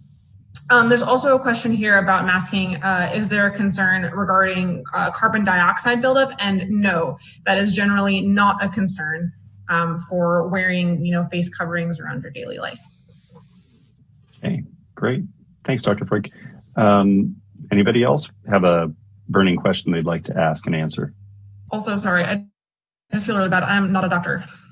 Oh, I'm sorry. Am I responsible for the pay raise that comes with that promotion? I'm sorry. Okay. Anna Frick, you're as good as a doctor to me. So, okay. I will add, in looking through this, there are a few in here about treatment and therapeutics. I will say at this time, I kind of explained it, SARS-CoV-2, the virus that caused COVID-19, is very similar to many respiratory viruses. I think as everyone can appreciate on here, there aren't really a treatment for the common cold. That being said, this is a much worse one than the typical respiratory viruses we think of. There are a few emergency use treatments. They're all for hospitalized patients. There's been studies that looked at, hydroxychloroquine and other drugs for prevention of infection, and none of those studies have shown any benefit, unfortunately. There's also really good data to say that if you do have chronic diseases such as high blood pressure or diabetes or asthma or COPD, that controlling those diseases and listening to your healthcare provider to have an adequately controlled chronic disease is better. So that can be, really our best area of prevention other than masks and social distancing and all the other things that we've talked about. Great. Thank you for those prevention suggestions. Sorry, go ahead. Yeah, this is Anne. I have a couple quick ones that I could go through to kind of summarize. So a couple of just few things out there. Close contact is within 6 feet for 15 minutes or more, and that's cumulative. And so that's defined in the CDC guidance. We do look at pool testing, but we haven't been using it because the number of pool needs to change based on your percent positivity, and that keeps changing in the state. And so instead, we're moving more to these rapid tests. We are continuing to contact trace all cases that we have. We have been getting a little bit kind of pushed back, and sometimes we do ask people to contact their contacts, particularly if they're low risk, and be able to work through that. There's a couple of questions about how come daycares did fine before. I think it's important to remember that when cases are low, we can do a whole lot of mixing without having COVID. But when cases get high, it doesn't take much mixing to get a lot more out there. And so, we had no COVID cases last summer because we had no COVID circulating. And so we had lower cases this summer, and that's why we didn't see it. So I think we need to be careful about always looking at the past and say it didn't happen there, therefore it's not going to happen in the future, and look at kind of pooled data. And the last two things I just wanted to mention, there was a bunch of comments about flu versus COVID. It's a great question. We know that this is both spread, kind of a respiratory droplet component. We look at this R0 value, like kind of saying how contagious it is, how many people it spreads to. Influenza, about one person gives it to about 1.5, 1.2, 1.5 other people. This is more like 2.5 other people. So one person gives it to about 2.5 other people. We have seen some genetic variation in COVID. It looks like it still makes the same number of people sick. However, we are seeing a kind of a break off of the genetic variant of COVID that is becoming more contagious, meaning it spreads more easily from person to person. And so that is becoming the predominant variant that we're seeing across the lower 48. And so it's more contagious. I think when we're also thinking flu versus COVID, we have to think about how many people are susceptible. And so with influenza, we have vaccine to make people less susceptible versus COVID. We don't have that as of right now. We have treatment options for flu, and we have more treatment options than we do for COVID, although we're gaining new ones every day. And then we also need to think about case fatality rate. So if I get COVID, what's the chances that I'm going to get really sick and need hospitalization and die? That is going to be different based on my underlying medical conditions, my age, things like that. In general, for younger kids less than 10, flu is more likely to kill them than COVID. Older people greater than 15, COVID's more likely to kill them than flu. We do report all flu cases every year that are reported via death certificates to the state of Alaska. We had 11 cases last year's flu season, 8 adults and 3 children. Youngest adult was 23, all the way up into the 80s. And so we do see deaths every year. We are at 52 COVID-related deaths so far to date regarding with this, since we've had cases in March. We have had no children die to date in the state of Alaska associated with it. We, as I mentioned, they're both respiratory, but the COVID also appears to affect many other organs, much more so than influenza. So we can see rashes, we can see stroke-like symptoms, we can see kidney problems, we can see clotting disorders, we see many different things with COVID, and we're still learning about the disease and the way that it affects people. And then the last comment I just wanted to make is there was a comment that I thought was really important about, when kids are out, it's not their fault. And I think that that's really important. I think that we really need to be careful about stigmatizing COVID because stigma is not a way to treat diseases. And when they go underground, that's when they take off. And so this is a contagious virus. That's all it is. It's not good. It's not bad. It doesn't have intentionality in it. And we control its fate. And if someone gets it, it's highly contagious. And we need to just treat them with compassion and not criticize that classroom or that kid or that parent, and do all that we can to minimize the spread and disease, and so that we can keep moving forward in as many ways as possible. So those were my comments based on the other questions that I saw in the chat box. Thanks. Great, thanks. And that also helps us remember that we need to stick together, that it's us against COVID, not us against each other. Okay, I think we have time for one more. Is there anyone else? Is there anybody from the Muni Health team that would like to chime in with a question that they'd like to answer from the Q&A? Dr. Chandler or somebody else? I saw one about when kids are on recess, should they wear masks? So the bottom line is we should all wear masks all the time, except when our face is underwater. Okay. That is easily understood. Very simple. Thank you. Excuse me while I go put my mask on. I'm not going underwater for a while. Okay, well, that's really about the time that we have for questions today. I want to thank everybody who added questions to the Q&A, for everybody suggesting their questions in their meeting registrations. At this time, I'd like Dr. Zink and Board President Michaelis and Dr. Bishop to share any closing thoughts with our audience. So Dr. Zink, would you like to share any final thoughts? I just really appreciate Alaskan's two-way partnership with this. There are so many great questions in the chat box. I have like heart palpitations when I can't answer them all. And so, but this really takes a team of all of us together. We'll do another one.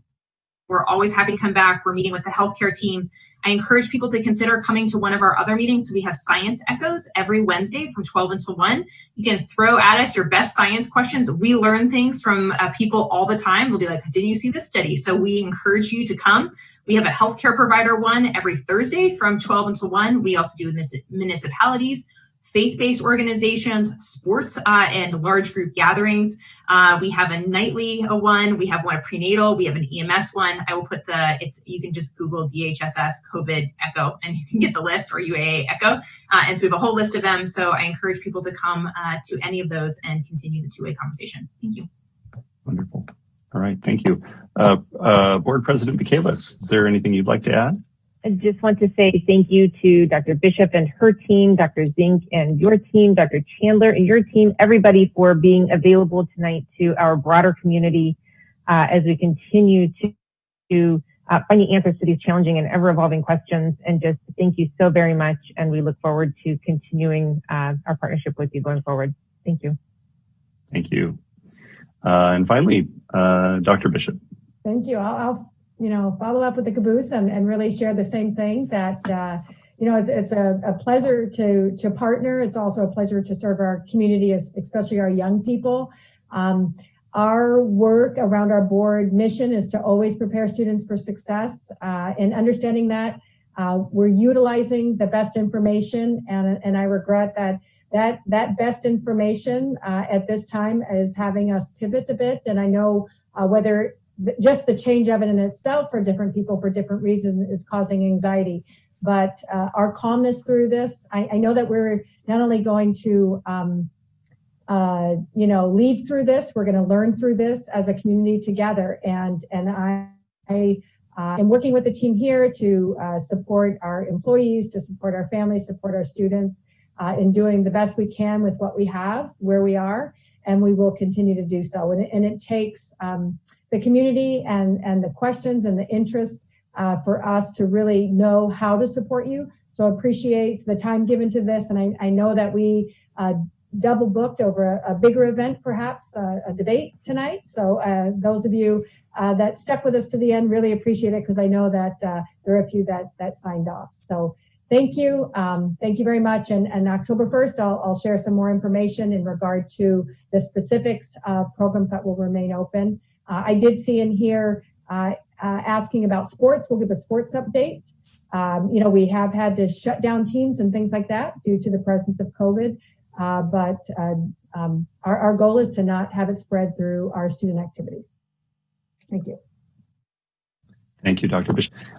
So now I'd like to thank all of our panelists for their time today, helping our staff and our community better understand our district's plans to safely re-enter our schools for in-person learning.